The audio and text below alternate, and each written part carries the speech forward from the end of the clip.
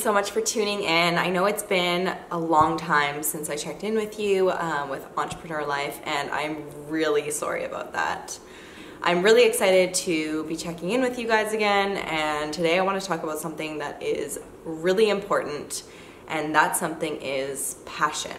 So what is passion, and how do you find your passion when life is so crazy and society is pushing you towards one direction and you have all this input coming at you from all these different directions?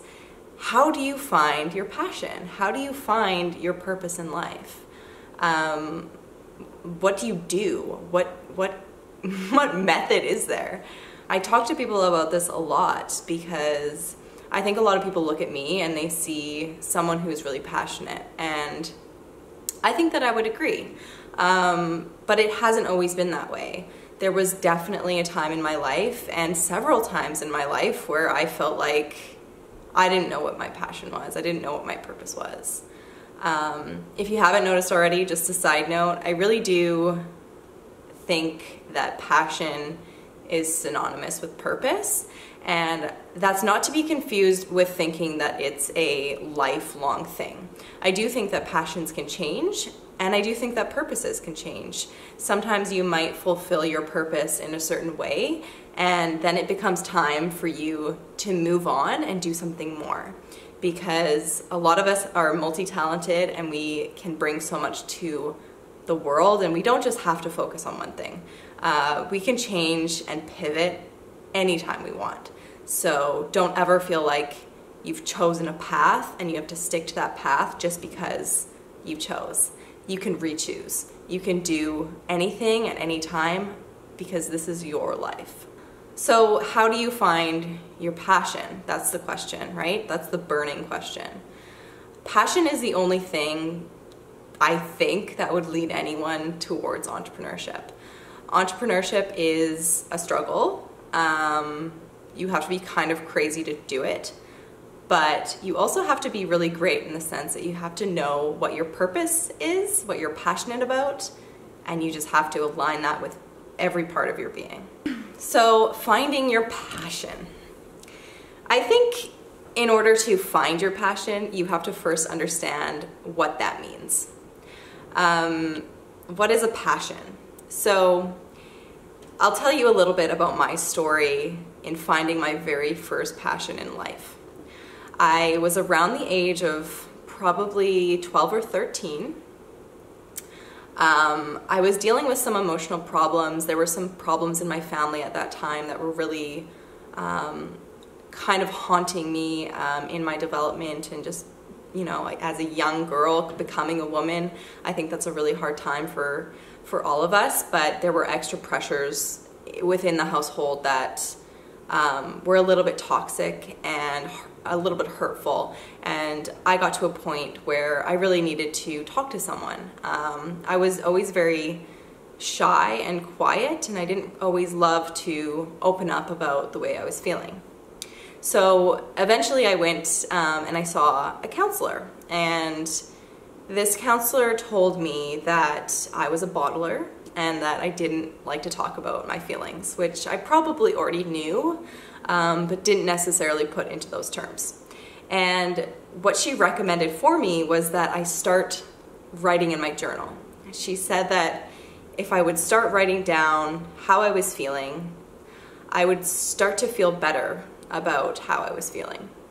And it would become something that was cathartic, and it would be a release for me. So I actually took her advice. At such a young age, I was always very rebellious. I didn't like to listen to what I was told. I didn't necessarily respect authority at that time, but I decided to listen. I felt that this was good advice. So I bought myself a journal and I started writing. And at first it was just like diary entries, you know, dear diary, blah, blah, blah, blah, blah. This is what happened to me today. And then I got more creative with it, and the creativity just kept flowing. Suddenly I was writing stories and poems. and even songs. And I fell in love with the creative process of writing. This was my first love. But it didn't become a passion per se until this very pivotal moment when I realized that not only A, did I love it, but B, I was good at it. And I really think that that is the essence of a passion. Because we all love things, but if we're not good at it, you know, if it doesn't become part of our identity and part of our skill set and something we're proud of, then it never really becomes a passion.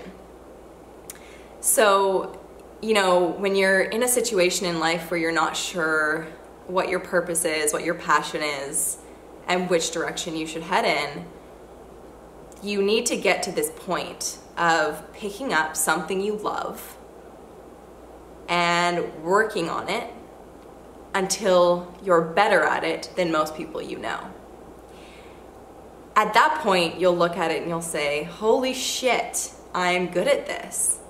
Your ego will feel really good, but your soul will feel really good too, and you'll want to pursue it so much more, and you'll be so motivated to turn this love and this passion into your life. I still remember the moment that I realized that I was good at writing. I had written a story, and it was about love. It was about heartbreak. It was, you know, I was probably 14 at the time, and I had a crush, and it didn't work out. And I was devastated. And I let a friend of mine read it, and she said to me, wow, Alexa, like, this is really good. And that felt so amazing to hear. I had never let anyone read anything of mine before. And at that very moment, I decided that I wanted to be a writer. The truth is, I did follow that passion. I followed it all the way to where I'm sitting right here today. And although I wouldn't necessarily call myself a writer today, because my work encapsulates so much more than just writing, I do get to write all the time, and I have had the opportunity to reach people with my writing. And people have said to me, thank you for writing that. Thank you for sharing. That was so beautiful, and that, you know, that touched me.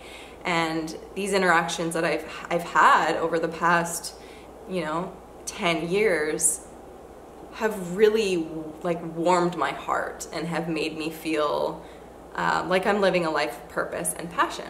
And you know, when you have those moments and it feels so good, that's when you know that you're following your passion. So with all that being said, if you are an entrepreneur, if you're, you know, not an entrepreneur but want to be an entrepreneur, or if you're just someone who's looking for your passion, I would honestly just recommend making a list of all the things that you enjoy, all the things that you like or love, all of those activities, put them down on paper, and then go through each one and figure out, okay, what can I honestly see myself being good at? What skills do I already have that align with some of these things that I already love? And then once you've made that shorter list, decide which ones you're going to focus on and practice. And just see how it goes, you know? You'll never know if you don't try. So pick a handful of things or just focus on one thing and work at it. I mean, I wasn't the best writer always. I think that I had a natural skill of feeling an emotion and allowing that to come through me. But I wasn't always a good writer. Everything does take practice. I think that it's easier to become proficient at something when your natural abilities are aligned with that. So that's why I recommend really getting out there and just trying things. Put your heart and soul into it. If you suck, that's okay too. eventually you will find what your passion is, what your purpose is, and what you're meant to be doing on this earth. So I hope that you have enjoyed this conversation. I hope that it has helped you in some way to get to the next step of your life, and grow and transform a little bit. If you liked this video, please give me a thumbs up and subscribe. Click alerts so that you get notified when I post a new video, and just tell me what you thought if you want. I would love to be able to answer your questions. So I wish you all the best in finding your passion.